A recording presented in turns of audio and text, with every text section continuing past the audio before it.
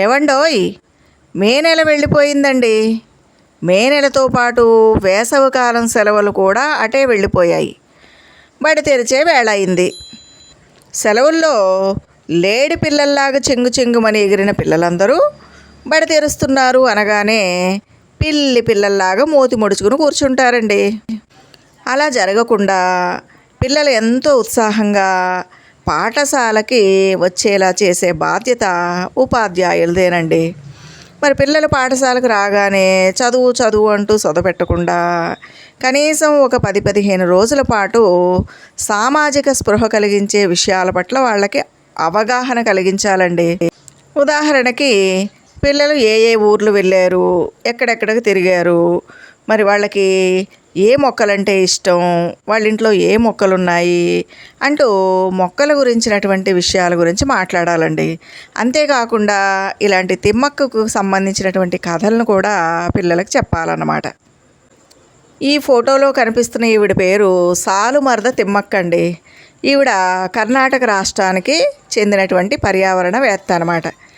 ఈవిడ పులికుల్ నుండి కుడూరు వరకు ఉన్న జాతీయ రహదారి పక్కన 4 కిలోమీటర్ల మేరకు 384 మర్రి చెట్లను పెంచారంటండి. ఆ విధంగా ఆవిడ జాతీయ స్థాయిలో ప్రసిద్ధి చెందారన్నమాట.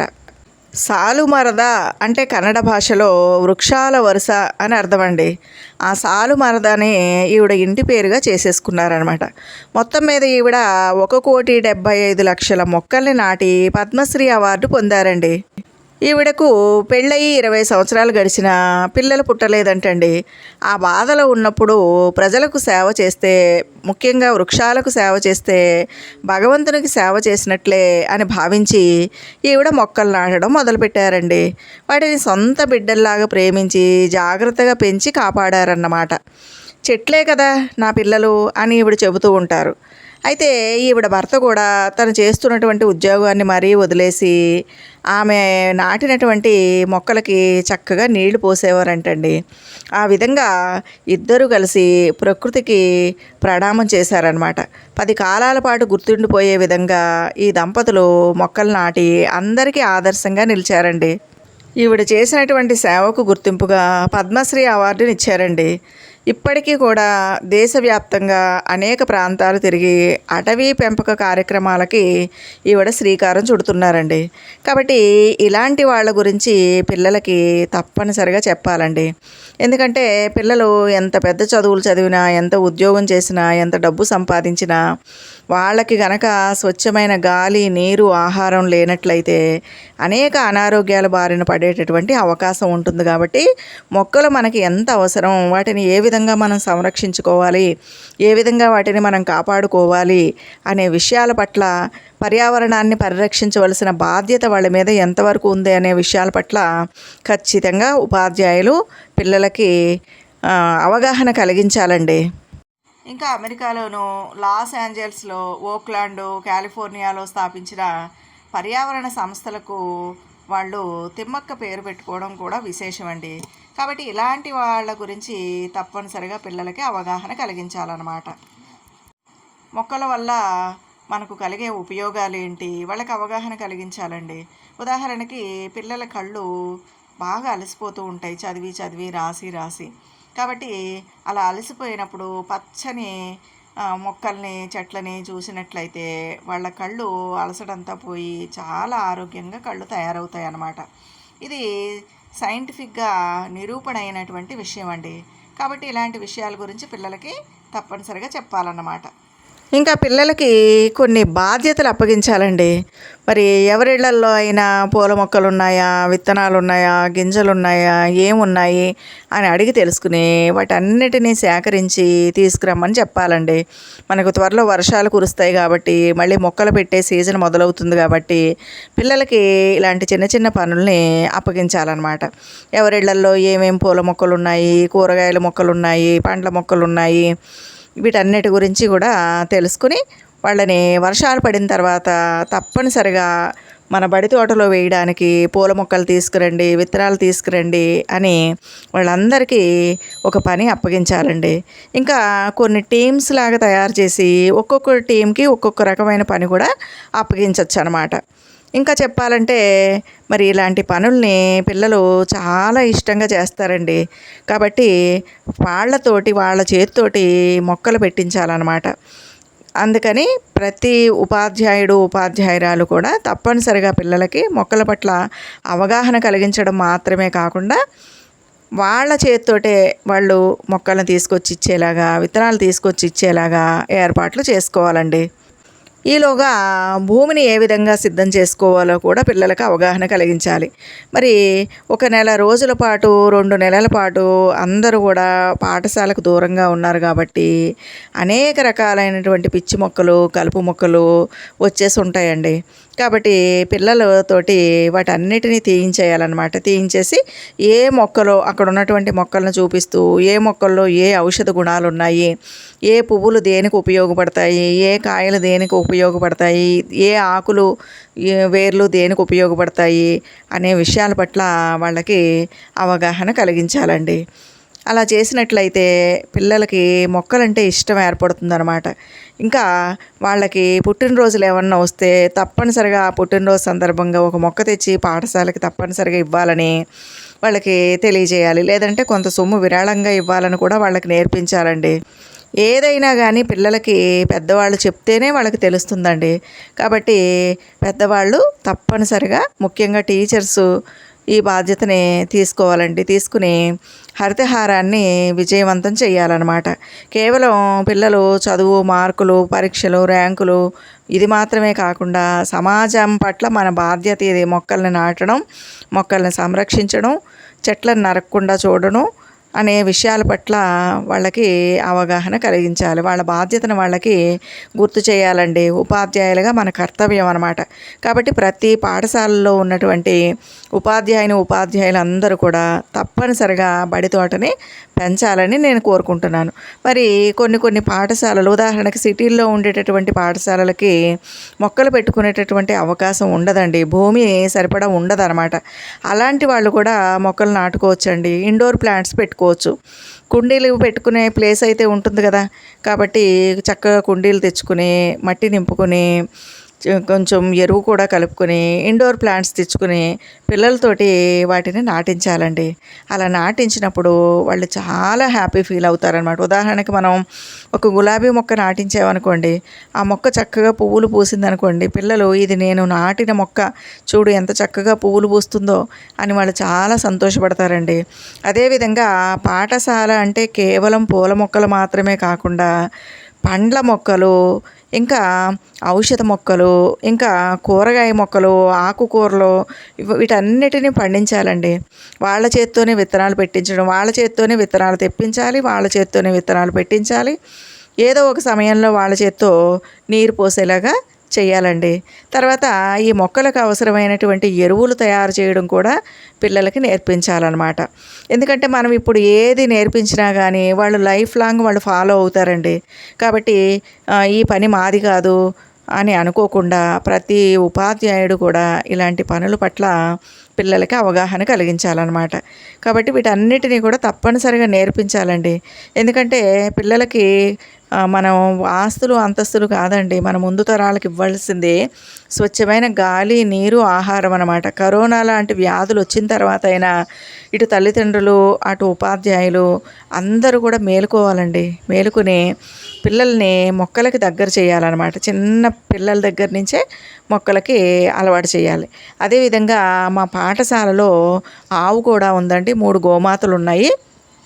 ఎప్పుడు మా స్టూడెంట్స్, నేను కూడా, మేమందరం కలిసి వాటికి ఆహారం పెడుతూ ఉంటామండి. ఈ విధంగా అన్ని రకాలు తెప్పించి ఆ గోమాతలకు ఆహారం పెడుతూ ఉంటాము. ఇంకా ఆ గోవు పేడ మేము ఎరువుగా ఉపయోగించుకుంటామండి. ఆవు పేడ, ఆవు పంచకం వీటన్నిటినీ కూడా మా పాఠశాలలో ఉన్నటువంటి మొక్కలకి జీవామృతం తయారు చేసుకుంటాం, ద్రవ జీవామృతం తయారు చేసుకుంటాము, ఇంకా ఘనజీవామృతం కూడా తయారు చేసుకుంటాము. ఇవన్నీ తయారు చేసుకుని గోమాతని పూజించడం కూడా మేము మా పాఠశాలలో నేర్పిస్తామండి. ఎందుకంటే మరి గోవు ఒక్క ఆవు ఉంటే గనక 30 ఎకరాల వ్యవసాయం చేయొచ్చండి. పిల్లలకి నేను ఎప్పుడు చెప్తూ ఉంటాను, వృత్తి ప్రవృత్తి రెండు ఉండాలి. మీకు వృత్తి మీరు డాక్టర్ అవుతారా, ఇంజనీర్ అవుతారా, యాక్టర్ అవుతారా, ఏదవుతారో అవ్వండి, కానీ ప్రవృత్తి అనేది మాత్రం మీకు వ్యవసాయం అవ్వాలి. అది కూడా ప్రకృతి వ్యవసాయం చేయాలి. భూమాతను, గోమాతను, ప్రకృతి మాతని సంరక్షించాలి అని పిల్లలకి నేను చెప్తూ ఉంటాను. ఇలాంటి కార్యక్రమాల్లో పిల్లల్ని తప్పనిసరిగా మా పాఠశాలలో మేము భాగస్వాములు చేస్తూ ఉంటామండి. ఈ ఆహార పదార్థాలన్నీ కూడా ఈ ఆకుకూరలు, కూరగాయలు ఇవన్నీ కూడా పిల్లలు కొని తీసుకొచ్చారండి. ఇలా గోమాతలకి మేము ఆహారం కూడా పెడుతూ ఉంటాం. ఈ విధంగా ఆహారం పెట్టి తర్వాత ఆవు పేడ, ఆవు మూత్రంతో మేము మొక్కలకు అవసరమైనటువంటి ఎరువులన్నిటినీ కూడా మేము తయారు చేసుకుంటామండి. అంతేకాకుండా ఈ ఆవు పేడను ఉపయోగించి అనేక రకాలైనటువంటి వస్తువుల్ని తయారు చేసుకుని మేమందరం కలిసి ఒక ఎగ్జిబిషన్ కూడా ఏర్పాటు చేసామండి. ఆ ఎగ్జిబిషన్కి సంబంధించినటువంటి వీడియో, ఈ ఆవు పేడతో తయారు చేసిన వస్తువులు వీడియో కూడా నా ఛానల్లో ఉంది. ఎవరైనా చూడకపోతే చూడండి. కాబట్టి పిల్లలకి చదువులో భాగం అండి ఇది. మొక్కల్ని పెంచాలని, గోమాతను సంరక్షించాలని, భూమాతని, మన మట్టిని మనం కాపాడుకోవాలని ఇవన్నీ కూడా పిల్లలకు నేర్పించాలండి. ఇది కూడా చదువు. అసలు నిజమైన చదువు ఇదే. అసలు ఎంత చదువుకున్నవాడైనా, ఎంత పెద్ద ఉద్యోగస్తుడైనా తినేది అన్నమేనండి. బంగారం, డబ్బులు కాదు తినేది.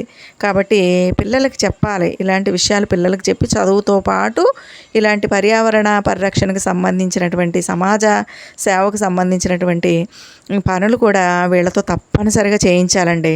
అలా చేయించినప్పుడు వాళ్ళు నిజంగానే ఉత్తమ పౌరులు అవుతారు. ఎందుకంటే నేటి బాలలే రేపటి పౌరులు కదండి. కాబట్టి మా పాఠశాలలో మేము ఎప్పుడు కూడా చదువు ఒక్కటే కాదండి, చదువుతో పాటు ఆటలు, ఇంకా ఇలాంటి పర్యావరణానికి మేలు కలిగించేటటువంటి ఇలాంటి పనులన్నీ కూడా మేము స్టూడెంట్స్ని ఇలాంటి పనుల్లో మేము స్టూడెంట్స్ని ఇన్వాల్వ్ చేస్తామండి. కాబట్టి ప్రతి పాఠశాలలోనూ, ఏదో ఒక పాఠశాల కాదండి, ప్రతి పాఠశాలలోనూ చక్కగా మొక్కలు నాటించాలి. పిల్లల్ని బాధ్యులను చేయాలండి. విత్తనాలు తీసుకురమ్మనాలి, వాళ్ళ చేతితో మొక్కలు నాటించాలి, ఎరువులు తయారు చేయించాలి. కూరగాయలు, పువ్వులు పూస్తే కనుక వాటిని వాళ్ళతోనే కోయించాలి. అలా చేస్తే కనుక మొక్కలంటే వాళ్ళకి ఇష్టం ఏర్పడుతుంది. రేపు అన్న రోజున వాళ్ళ ఇంట్లోనూ చక్కగా గార్డెన్, బడి తోటలో పెట్టినట్లుగా గార్డెన్ ఇంట్లోనూ పెంచుకుంటారు, ఇటు స్కూల్లోనూ అన్నీ నేర్చుకుంటారు. ఎందుకంటే ఇంటి దగ్గర వాళ్ళకి నేర్చుకునే అవకాశం లేదండి. ఉదయం వచ్చారంటే సాయంత్రం ఎప్పుడో ఇంటికి వెళ్తారు. కాబట్టి వాళ్ళకి ఇంటి దగ్గర ఏది నేర్చుకోవడానికి టైం అన్నది లేదనమాట. కాబట్టి ప్రతి బాధ్యత ఉపాధ్యాయులు నెత్తిన వేసుకుని ఇలాంటి పనులు చేయించాలి. ఇంకా ఇలాంటి పనులు చేయించడం వల్ల పిల్లలకి చదువు బాగా వస్తుందండి. ఏ విధంగా వస్తుంది అంటే, ఎంతసేపు చదువు అంటూ గదిలో అలాగే కూర్చోబెట్టి పుస్తకాలు ముందేసి కూర్చుంటే వాళ్ళు స్ట్రెస్ ఫీల్ అవుతారండి, బోర్ ఫీల్ అవుతారు. ఇలాంటి మధ్యలో ఇలాంటి పనులను చేయించినప్పుడు వాళ్ళకి ఆట విడుపుగా ఉండి ఆ స్ట్రెస్ అంతా పోతుందన్నమాట. ఎంతో ఎంజాయ్ చేస్తూ ఇష్టంగా ఇలాంటి పనులు చేస్తారండి. అప్పుడు వాళ్ళకి ఇంకా చదువుకోవాలన్న కోరిక కలుగుతుందన్నమాట. కాబట్టి స్ట్రెస్ అంతా పోతుంది. ఇంకా ఇలాంటి పనులు చేయడం వల్ల వాళ్ళకి పుణ్యం కూడా వస్తుందండి. వాళ్ళ లైఫ్ కూడా బాగుంటుందన్నమాట. చెట్లు అంటే దేవతలండి, వృక్ష దేవతల అనుగ్రహం లభిస్తుంది. గోమాత అంటే 33 కోట్ల దేవతలు ఉంటారు. కాబట్టి ఆ దేవతలందరి అనుగ్రహం లభిస్తుందన్నమాట. కాబట్టి ప్రతి పాఠశాలలోనూ కూడా తప్పనిసరిగా బడి తోటని పెంచాలి. దాంట్లో పిల్లల్ని భాగస్వాములు చేయాలి. అదేవిధంగా ప్రతి పాఠశాలకి ఒక గోమాత ఉండాలండి. గోవుల్ని సంరక్షించాలి. ఆ గో ఆధారిత వ్యవసాయం అభివృద్ధిలోకి రావాలి, అందరూ ఆచరించాలన్నమాట. కాబట్టి ఇలాంటి విషయాల పట్ల పిల్లలకి తల్లిదండ్రులు, అటు ఇంటికి వెళ్తే తల్లిదండ్రులు, ఇటు ఉపాధ్యాయులు అందరూ కూడా అవగాహన కలిగించాలండి. ఇది ప్రతి ఒక్కరి బాధ్యత. అలా చేసినప్పుడు నిజంగానే మన భారతదేశం మళ్ళీ ఒకప్పటి రామరాజ్యం అవుతుంది. ఇంకా బంగారు పంటలు పండుతుందండి. ఒకప్పుడు మన భారతదేశం వ్యవసాయ ప్రధానమైన దేశం అన్నమాట. ఒకప్పుడు మనకి గో సంపద ఉండేది. గోవుల కోసం ఒకప్పుడు రాజులు యుద్ధాలు చేసేవారు అంటే గో సంపద కోసమే, గోవుల కోసమే యుద్ధాలు చేసేవారండి.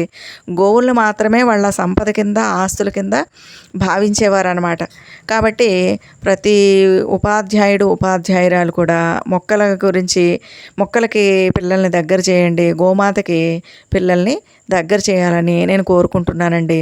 వాళ్ళు ఎల్లుండి నుంచి పాఠశాలలు తెరుస్తారు కాబట్టి చక్కగా ఒక 10-15 రోజులు మొక్కల మధ్య పిల్లల్ని తిప్పి విత్తనాలు సేకరించండి, గింజలు సేకరించండి, మొక్కలు తేవాలని చెప్పి వర్షాకాలం రాగానే వాళ్ళతోటి కూరగాయ మొక్కలు పెట్టించడం, కూరగాయ విత్తనాలు వేయించడం, పూల మొక్కలు నాటించడం, మధ్య మధ్యలో 10 రోజులకు ఒకసారి పిల్లల్ని మొక్కల్లోకి తీసుకెళ్ళి ఏమన్నా కలుపు ఉంటే తీయించడం, మొక్కలకు సంబంధించిన చిన్న చిన్న పనులు చేయించడం, ఇలాంటివి చేయించండి. ఇలాంటి పనులు పిల్లలు చేసేటప్పుడు ఎప్పుడూ నామోషి ఫీల్ అవ్వకూడదండి. పిల్లలు క్లాస్ రూమ్లో అలా కూర్చుని ఉండిపోతే అది వాళ్ళ ఆరోగ్యానికి మంచిది కాదు. కాబట్టి పిల్లలు చదువుతో పాటు ఆటలు ఆడుకోవాలి, ఇలాంటి పనులు కూడా చేయాలన్నమాట. ఇలాంటి పనులు చేసినప్పుడు కాసేపు ఆ మొక్కల మధ్యలో ఉన్నప్పుడు స్వచ్ఛమైన ఆక్సిజన్ వాళ్ళకి దొరుకుతుంది కాబట్టి వాళ్ళు చాలా ఆరోగ్యంగా ఉంటారండి. ఇంకా ఆక్సిజన్ని పీల్చుకుని ఆక్సిజన్ని వదిలేటటువంటి ఏకైక ప్రాణి ఏంటంటే గోమాత అనమాట. కాబట్టి ఆ గోమాతని తాకడం వల్ల, ఆ శ్వాసను పీల్చుకోవడం వల్ల, ఆ మొక్కల నుంచి ఆక్సిజన్ గ్రహించడం వల్ల కూడా పిల్లలు చాలా ఆరోగ్యంగా ఉంటారు. వాళ్ళలో హ్యాపీ హార్మోన్స్ రిలీజ్ అయ్యి ఆనందంగా కూడా ఉంటారండి. చదువు కూడా బాగా వస్తుందన్నమాట. కాబట్టి ప్రతి ఉపాధ్యాయుడు కూడా, ప్రతి టీచరు కూడా పాఠశాలల్లో తప్పనిసరిగా బడి తోట పెంచాలి. ఎంత చిన్న ఖాళీ ప్రదేశం ఉన్నా కానీ ఇండోర్ ప్లాంట్స్ అయినా పెట్టుకుని అందంగా చిన్న గార్డెన్ అయినా తయారు చేసుకోవచ్చండి. ఇది మా గంగా పుట్టినరోజు సందర్భంగా మేము దీనికి పూజ చేస్తున్నాం అన్నమాట. ఆ వీడియో అండి ఇది. ప్రతి సంవత్సరం మా స్టూడెంట్స్ ఇలా గోమాతలకి తప్పకుండా ఆహారం పెడతారండి. మా పాఠశాలలో మరి మొక్కల్ని మా పిల్లలే నాటుతూ ఉంటారనమాట టీచర్స్ సహాయంతో. ఇదేనండి ఈ వీడియో కనుక మీకు నచ్చితే లైక్ చేయండి, షేర్ చేయండి, నా ఛానల్కి తప్పకుండా సబ్స్క్రైబ్ చేయండి. ఇంకా ఆవు పేడతో తయారు చేసినటువంటి అనేక వస్తువులు గురించినటువంటి వీడియో ఒకటి మా స్టూడెంట్స్ ఎలా తయారు చేశారు, ఎగ్జిబిషన్ ఎలా కండక్ట్ చేశారు, ఈ వివరాలతో కూడినటువంటి ఒక వీడియో నా ఛానల్లో ఉంది. దాన్ని కూడా మీరందరూ తప్పనిసరిగా చూడాలండి. చూసారు కదండి. ఈ వీడియో నచ్చితే లైక్ చేయండి, షేర్ చేయండి, సబ్స్క్రైబ్ చేయండి. Save nature.